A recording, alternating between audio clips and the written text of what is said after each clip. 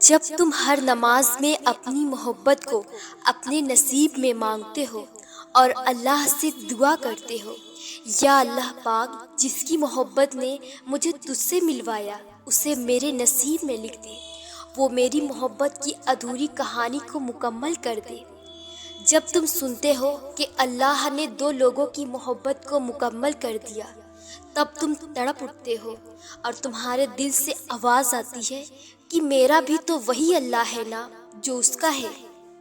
یا اللہ اسے میرے نصیب میں لکھ دے جو میرے دل میں ہے۔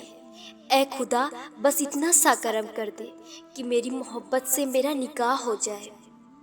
پھر آپ اللہ سے کہتے ہیں کہ یا اللہ اس انسان کے بعد ہی مجھے تہجد کی عادت ہوئی ہے، اس سے پہلے تو میں اندھیروں سے بھی ڈرا کرتا تھا۔ محبت جو تم نے دعاؤں میں مانگی ہے وہ تمہیں مل جائے گی، تمہارا پسندیدہ شخص تمہارے نصیب میں لکھ دیا جائے گا۔ اللہ نے تمہاری دعاؤں کا حصہ بنایا ہے تو تمہارے مقدر بھی جوڑ دے گا۔ تمہیں لگ رہا ہے نا کہ ناممکن ہے، پر اللہ کے لیے سب کچھ ممکن ہے۔ ممکن ہے کہ تمہاری چاہت تمہارے صبر کا صلہ بن کر تمہیں مل جائے گا، جس کے لیے تم اتنا انتظار کیے ہو، جس کا خیال ہمیشہ تمہارے دل و دماغ میں رہا ہے، وہ تمہارے مقدر کا حصہ بھی ضرور بنے گی۔ تمہاری دعائیں تمہارے نصیب کو بھی تمہاری چاہت کی طرف موڑ دے گی۔ تمہارا اللہ پر توکل اسے اتنا خوش کر دے گا کہ وہ تمہاری چاہت کو تمہارے حق میں بہتر کر کے تمہیں عطا کر دے گا۔ اس کے علاوہ تمہیں دے بھی کون سکتا ہے؟ کون کر سکتا ہے ناممکن کو ممکن؟ وہی ہے جس نے نصیب کو لکھا ہے تمہارے، اور وہی ہے جو اسے تمہارے مطابق بدل سکتا ہے۔ دعاؤں کا اختیار تمہارے پاس ہے، بس یقین کے ساتھ مانگتے رہو۔ اس نے کہا ہے مانگو مجھ سے میں دوں گا، تو وہ ضرور دے گا۔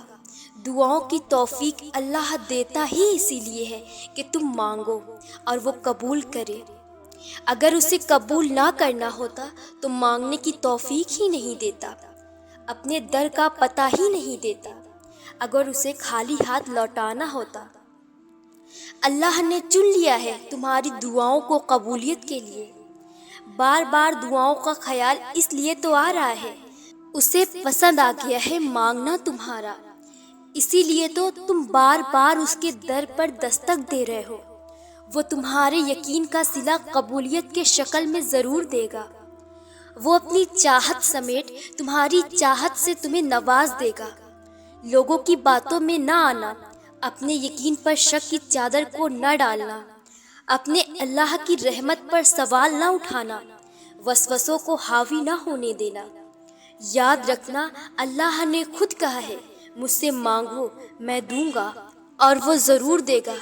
جب انسان بچوں کی طرح اللہ کو اپنی من پسند چیز کے لیے مناتا ہے، تڑپ سے گڑ گڑاتا ہے، تو وہ مان جاتا ہے۔ اسے اپنے بندے کی معصومیت بھری یہ ادا بہت پسند ہے۔ جب کبھی تمہارا دل بے وجہ بے چین رہنے لگے تو سمجھ جانا تمہارا رب تمہیں عرش پر یاد کر رہا ہے۔ تم نے جو رو رو کر مانگی ہے دعائیں، مبارک ہو کہ انہیں قبولیت کے لیے چن لیا گیا ہے۔ کبھی کبھی تمام دروازے اس لیے بھی بند ہو جاتے ہیں کہ اللہ تقدیر بدلنے کے لیے تمہیں بھی ایک موقع دیتا ہے۔ دعاؤں کے ذریعے اللہ تمہیں جلد ہی اس تڑپ سے آزاد کر دے گا جس کی تکلیف تمہیں کہیں چین نہیں لینے دیتی۔ جس چیز کے ذریعے اللہ تمہارا امتحان لیتا ہے، اختتام میں وہ اسی چیز کو بہتر بنا کر تمہارے لیے صلہ لکھ دیتا ہے۔ اللہ آزماتا ہے تو نوازتا بھی ہے، اللہ توڑتا ہے تو جوڑتا بھی ہے۔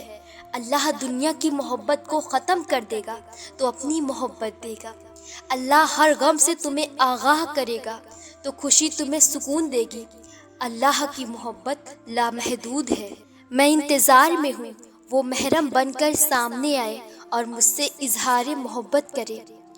مجھے وقتی محبت نہیں چاہیے، مجھے دونوں جہاں میں اس کا ساتھ چاہیے۔ کبھی کبھی اللہ ایسے انسان سے آپ کا رابطہ کراتا ہے جو پہلے تو آپ کو بہت سارے محبت، اتنی خوشی دے گا، آپ کی فکر آپ کی ماں باپ کے جیسے کرنے لگے گا۔ آپ بس آگے کا سوچنے لگ جاتے ہو کہ ہم اسی انسان سے شادی کریں گے۔ پھر وقت کے ساتھ ساتھ یہ محبت آپ کی فکر کرنا کم کر دے گا، آپ کو چھوڑ بھی دے گا، جس سے آپ کو تکلیف بھی بہت ہوگی۔ بہت سارے سوال بھی ہوں گے جس کا جواب آپ کبھی بھی پوچھ نہیں سکیں گے، یا تو وہ بتانا ضروری نہیں سمجھے گا۔ یہی وہ وقت ہوتا ہے جس میں اللہ آپ کو بتانا چاہتا ہے، ساری محبت دیکھ لی تم نے، اب بتاؤ کس کی محبت ہے جو تمہیں بہترین لگی، بندوں کی یا میری؟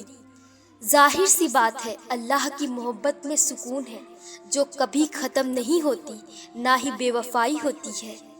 بندوں کی محبت واقعی تکلیف دہ ہے۔ اللہ الجبار ہے جو بگڑے ہوئے کاموں کو درست کرنے والا ہے۔ ہو سکتا ہے وہ انسان جو آپ کو صرف وقتی محبت دے گیا، اللہ نے اس انسان سے بہترین انسان تمہارے لیے چنا ہو۔ بس اللہ سے مایوس مت ہوا کریں، اللہ ہی نے دل بنایا ہے۔ اگر کسی بندے نے تمہارا دل توڑا ہے تو ٹوٹنے دیجئے، اللہ پھر سے بہترین انداز میں جوڑے گا۔ یا اللہ ہمارے دلوں کی حفاظت فرما، اور ایک دن ان ساری دعاؤں کے تمہیں جواب مل جائیں گے جو تم اللہ سے رات کے اندھیرے میں مانگا کرتی ہو، کیونکہ ہر چیز کا ایک وقت مقرر ہوتا ہے جو اللہ نے ہماری بہتری کے لیے ہی رکھا ہے۔ دعاؤں کی دیری سے اس وقت کبھی کبھار ہم اللہ سے مانگنا چھوڑ دیتے ہیں، کیونکہ وہ دینے میں دیری کر دیتا ہے، اور آپ اتنے بے چین ہو جاتے ہیں کہ اللہ کے اوقات کے بارے میں سب کچھ بھول جاتے ہیں۔ یہ بھی بھول جاتے ہیں جس نے یہ برا وقت مقرر کیا ہے وہ اچھا وقت بھی تو لا سکتا ہے۔ ہمارے لیے ابھی کچھ اچھا نہیں ہے، لیکن کچھ دنوں یا سالوں کے بعد ہمارے لیے سب بہتر ہو جائے گا۔ اللہ نے برا اور اچھا وقت ہمارے لیے کہیں نہ کہیں بہتر لکھا ہے، اور اللہ بہتر جانتا ہے، کیونکہ وہ ہم سے 70 ماؤں سے بھی زیادہ پیار کرتا ہے۔ تو وہ اپنے پیارے مخلوق جس نے خود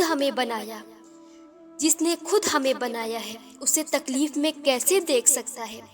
بس اس پر بھروسہ کرو اور صبر کرتے رہو۔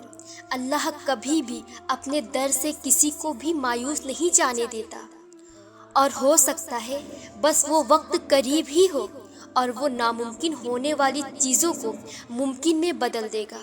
اس کے لیے بس ایک کن کی بات ہے، کیونکہ جب اللہ اپنے بندے کی مدد کرنے پہ آتا ہے تو بے شمار اور بے لوث عطا کرتا ہے۔ لوگ کہتے ہیں کہ ہمیں فلاں نے دھوکہ دیا، فلاں نے غلط کیا ہمارے ساتھ۔ میں کہتی ہوں جو کسی انسان کے لیے اللہ کو چھوڑتا ہے، اللہ پاک ہمیں پھر اسی کے ہاتھوں توڑتا ہے۔ جیسے تیز ہوا کے چلنے کے بعد رسی سے سارے کپڑے نیچے گرتے ہیں، بالکل اسی طرح جب ہم اللہ کے احکامات کی خلاف ورزی کرتے ہیں اور اس کی بنائی ہوئی حدود کو پھلانگنے کی کوشش کرتے ہیں تو ہم گرتے ضرور ہیں، اور گرنا ضروری بھی ہوتا ہے۔ جب تک گرتے نہیں ہیں ہمیں پتہ نہیں چلتا کہ دنیا تو آپ کی بے بسی دیکھ کر آپ سے مزید دور ہو جاتی ہے، اور تھامنے والی ذات تو صرف ایک اللہ ہی ہے، اور جب وہ تھامتا ہے تو کوئی گرا نہیں سکتا۔